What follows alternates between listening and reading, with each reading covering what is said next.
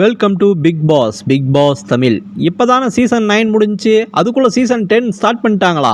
ஆமாங்க, ஸ்டார்ட் பண்ண போறாங்க. அது அக்டோபர் மாதம் கிடையாது, செப்டம்பர் மாதமே ஸ்டார்ட் பண்றதுக்கான வேலையை தொடங்கிட்டாங்க.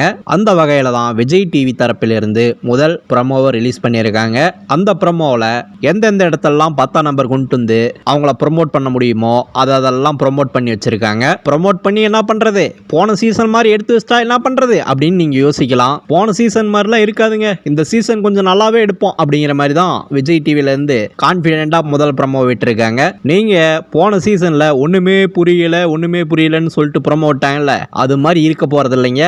இந்த சீசன் தரமா இருக்க போகுது அப்படிங்கிற மாதிரி தான் தெரிய வருது.